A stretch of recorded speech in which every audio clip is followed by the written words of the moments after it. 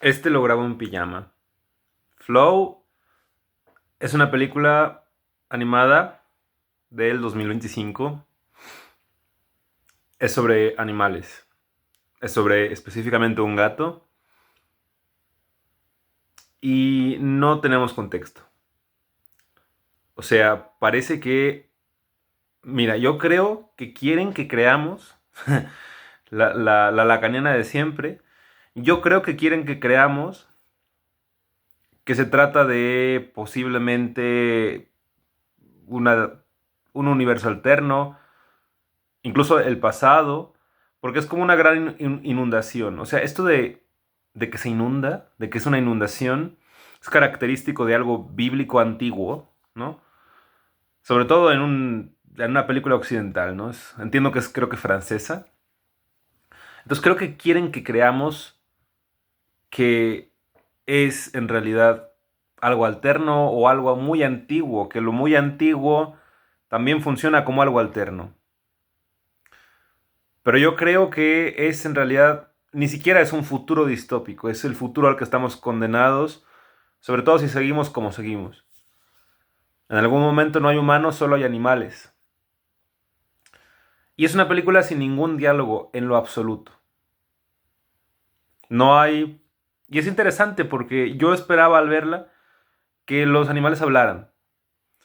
En la mayoría de las películas a los animales los antropoform... Es que ni siquiera sé cómo se dice esa palabra. La usó mi amigo Oscar Yunuen, saludos, cuando la vimos.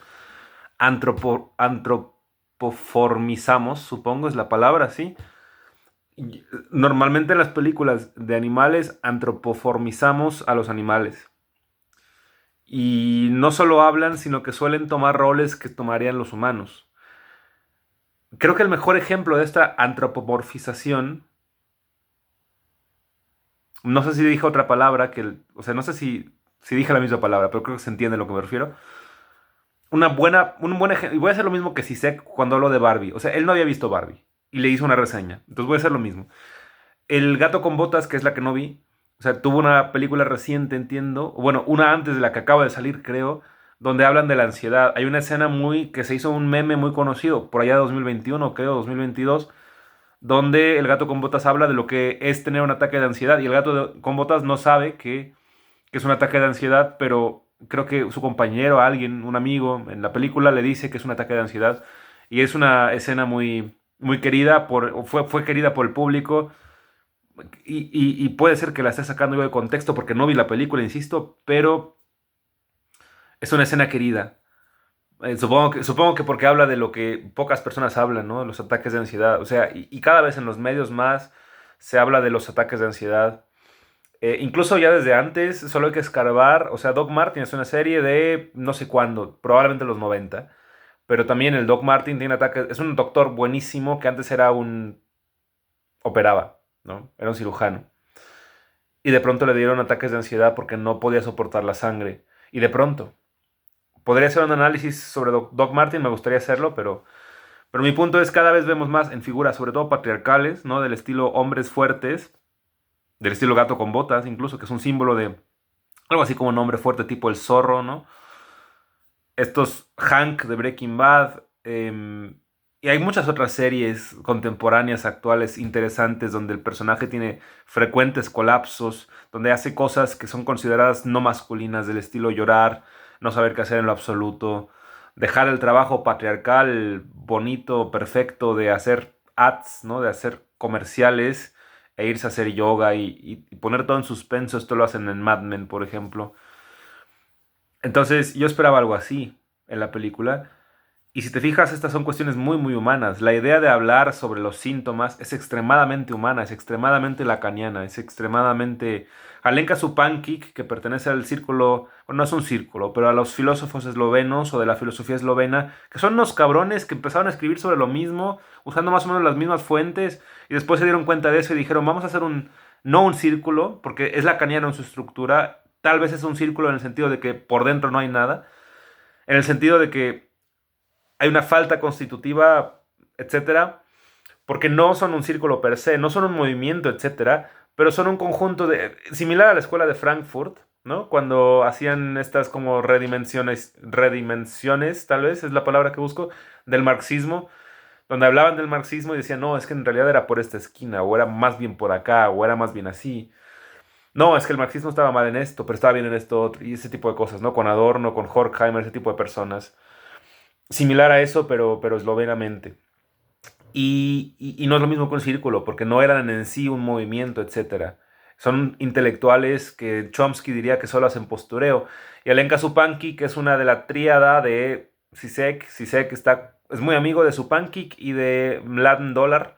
A mí me parece psicoanalíticamente fantástico. En un libro de Zizek, Zizek dice que no por nada llamaban a Fidel Castro Castro, porque según él castraba, etcétera, usaba la castración simbólica, sobre todo en el sentido capitalista, ¿no? En el sentido de que castraba al sistema capitalista, al menos en Cuba, etcétera, escatimaba mucho en gastos, ese tipo de cosas. Entonces, no por nada lo llamaban Castro. Esto lo escribe en Bienvenido a Tiempos Interesantes, creo. Creo que es otro libro incluso de Zizek, pero me dio mucha risa cuando lo leí. Sinceramente, se me hizo una pendejada.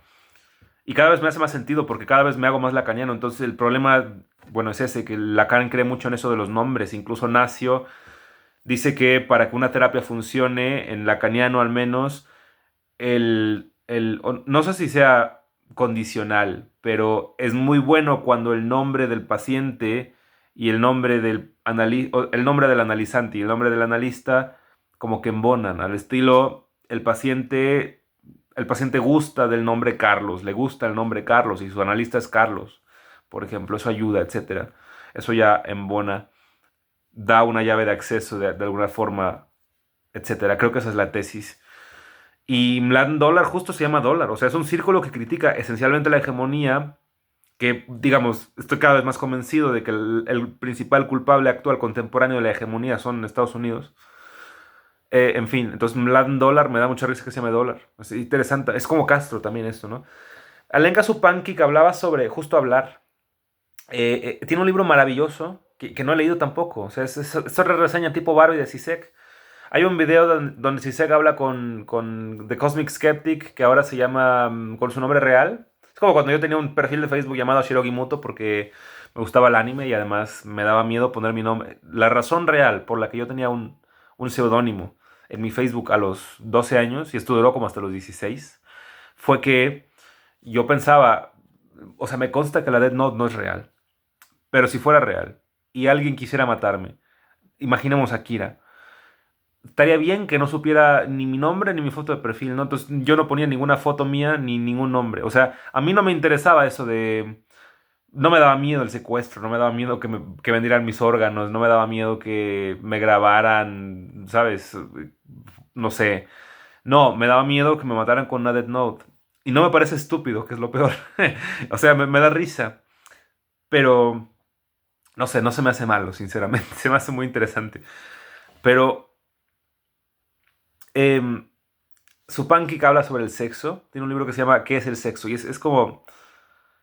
del psicoanálisis tú esperarías que hablaran del sexo, pero nunca hablan del sexo. O sea, incluso tú dirías, Freud todo el tiempo habla de sexo. No es cierto. Si lees a Freud, te das cuenta de que lo último que menciona es al sexo. Lo que más menciona principalmente es el placer, etcétera, pero vas a encontrar, en mi opinión, muchísimo más sobre lo que él podría llamar salud mental, sobre la infancia, sobre traumas, sobre el inconsciente, sobre todo un esquema muy, muy físico, tipo dinámica de fluidos del inconsciente, el preconsciente y el consciente y ese tipo de cosas, pero poco vas a encontrar sobre sexo, directamente sobre sexo.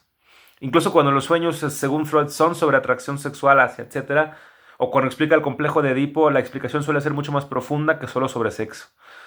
Entonces Lacan, cuando reinterpreta a Freud, también se da cuenta de que aunque Freud menciona mucho el sexo en general, en realidad nunca está hablando de sexo y cuando habla de sexo es como un error. Y no es que el sexo no importe en psicoanálisis, es que importa, pero es como un síntoma, es como un epifenómeno importantísimo, pero no es lo constitutivo de la personalidad como Freud llegó a plantear. Entonces Supančič dice algo que a mí me choqueó enormemente cuando lo leí, porque justo una de las razones por las que me gusta el psicoanálisis es que es tan abierto con la sexualidad. Entonces, de los principales problemas en mi estimación temprana, o sea, cuando empecé a leer sobre estas cosas, ¿no? Era que estábamos reprimidos, etcétera, y sobre todo estábamos reprimidos sexualmente Y luego leí otras cosas, como Foucault, que decía que el sexo en realidad ya no estaba reprimido, etcétera.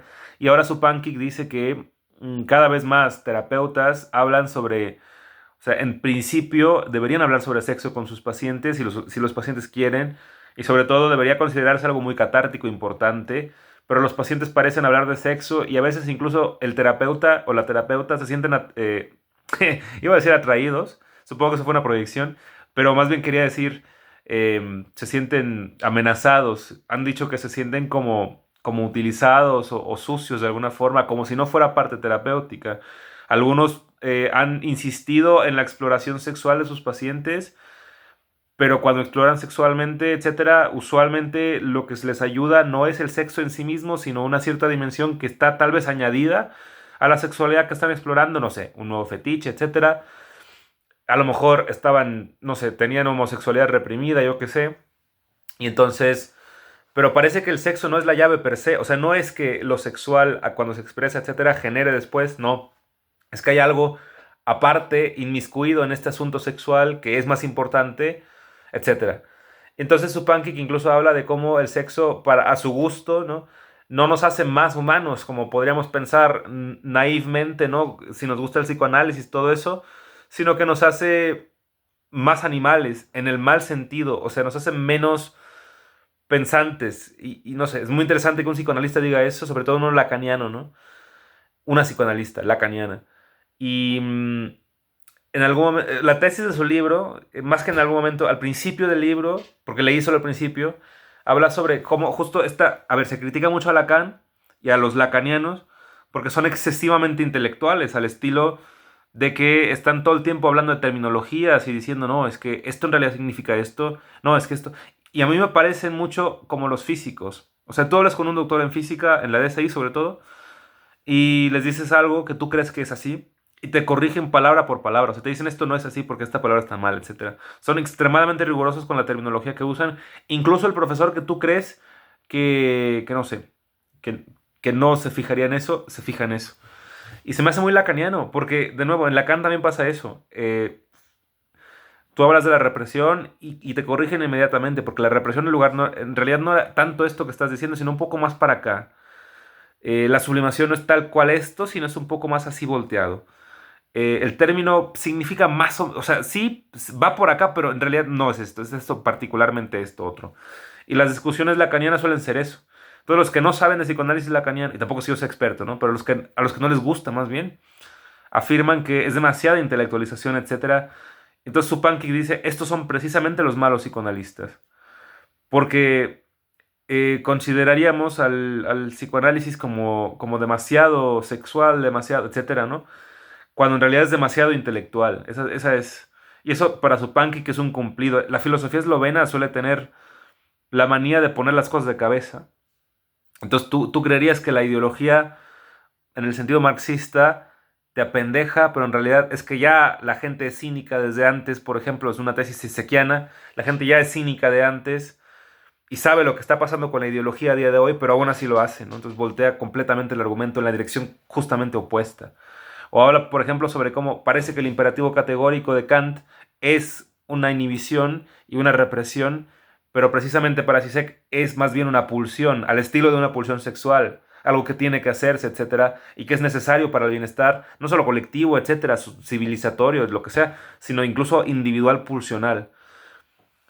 Entonces, regresando a la película de Flow, me sorprende que no haya ningún... O sea, la tesis de Supanqui, que en su libro de ¿qué es sexo? ¿Qué es el sexo? ¿O qué es sexo? No sé cómo se traduzca en español per se. Habla de el habla. El habla es una forma de tener placer sexual intelectualmente. Digamos, para a su gusto, el placer que uno obtendría sexualmente de alguna forma se sublima en una intelectualización y en el lenguaje. Y entonces, a su gusto, las academias funcionan y operan porque hay mucho placer inmiscuido en toda esta discusión. O sea, la discusión misma, no necesariamente la búsqueda, no sé, de un conocimiento más certero, ese tipo de cosas, sino más bien la discusión misma ya es placentera de por sí al estilo sexual.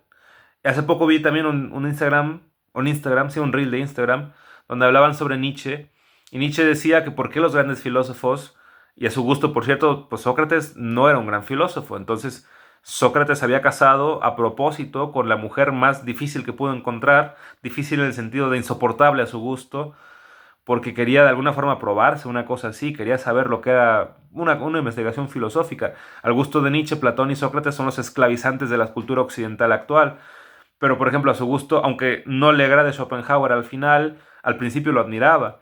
Entonces Schopenhauer, bueno, también entra en su lista de gente exitosa filósofa, ¿no? Gente importante filosóficamente hablando, que nunca tuvo pareja, ni sexo, de lo que se sepa, ni nada, ¿no? Nietzsche era justamente otro, murió de sífilis, pero por haber comido algo en mal estado, por lo que se sabe, no se sabe con certeza, pero se cree. Em, y también hay grandes pensadores que tampoco tuvieron sexo, o sea, Isaac Newton, por ejemplo, ¿no? Y no es que sea la regla, pero hay pensadores como muy característicos que digamos que eran incels.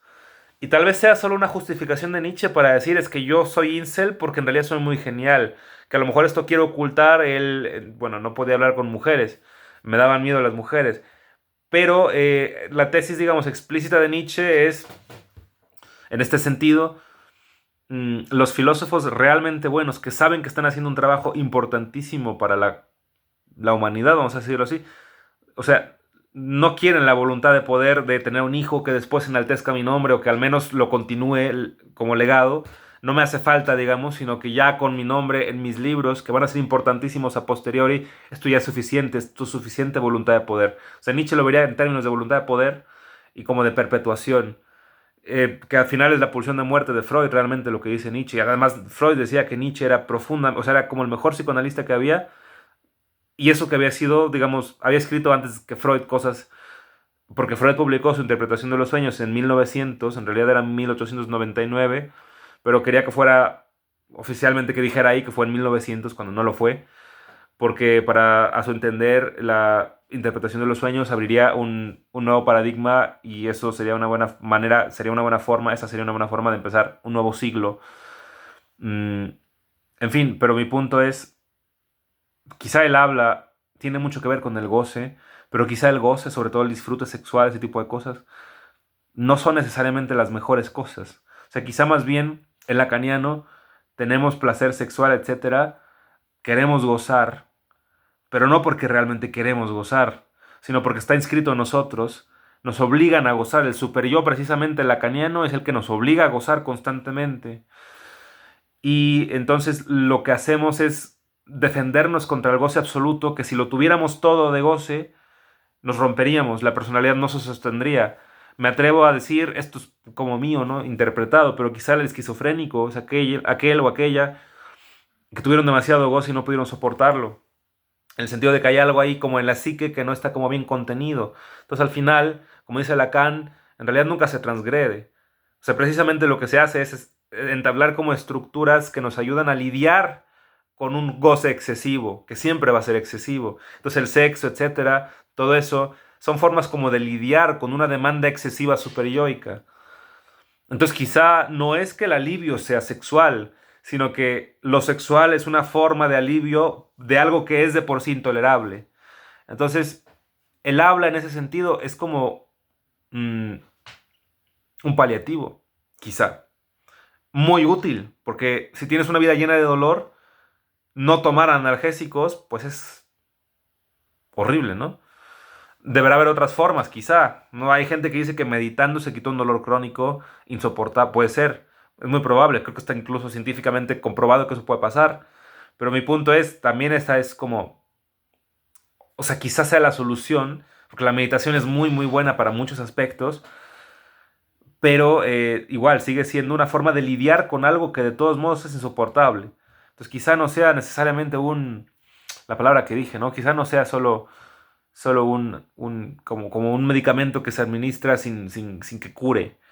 Pero sí es una forma reactiva, defensiva ante algo que sale de nuestro control. Y no es precisamente esto ganar. O sea, de alguna forma lidiar con el dolor sí es de ganadores, vamos a decirlo así. Pero tampoco es como que el dolor se arrodilla ante nosotros. Más bien nosotros encontramos formas de que el dolor duela menos, de alguna forma. O de que aceptemos más el dolor. Creo que sería más aceptable, mucho mejor definición decir que aceptamos el dolor. Pero igual es una forma de perder con estilo, quizá. Quizá al final el que gana es el que pierde, no sé. Pero...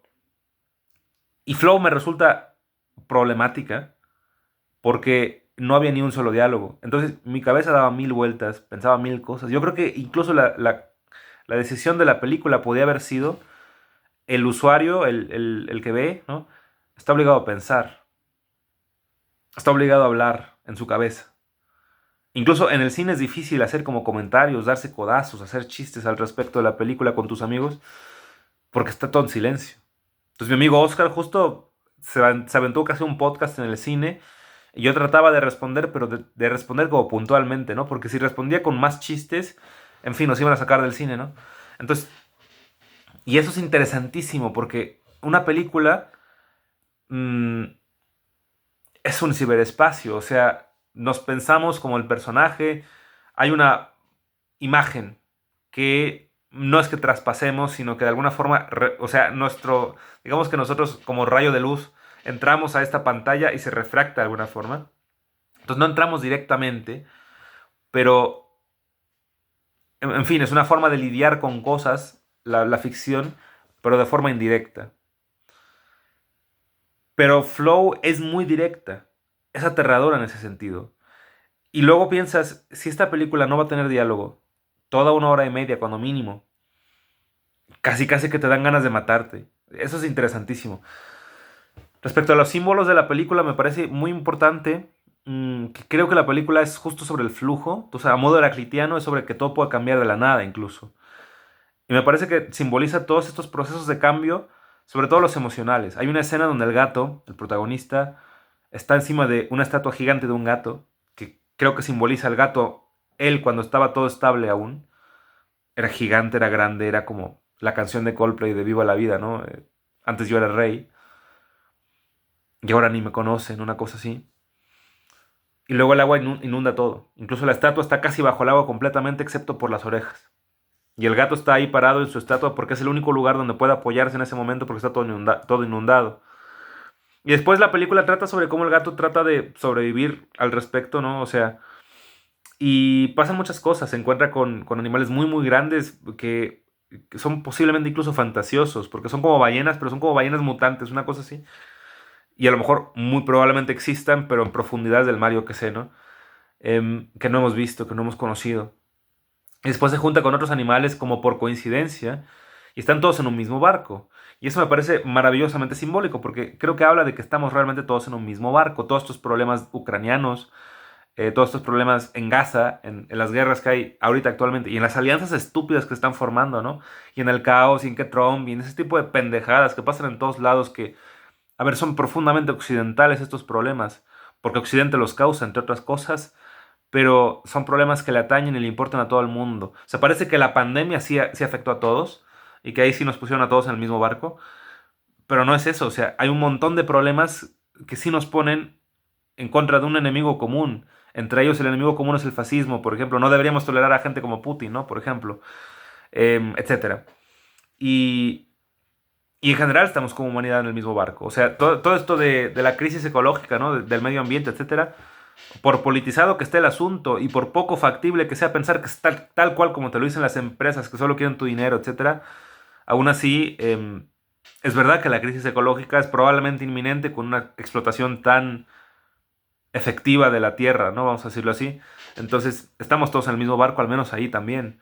O sea, hay un montón de problemas humanitarios colectivos que son justo colectivos. Parece que son individuales, pero son y resaltan que estamos todos en el mismo barco. Entonces la película trata sobre, al final creo que la trama, que realmente es la trama, es que estos animales que están como en grupo, que son un gato, un capibara, una garza, creo que es una garza, un mono, en algún momento encuentran a otros animales y los intentan ayudar, los suben al mismo barco en el que están ellos, aunque sea chiquito, ¿no?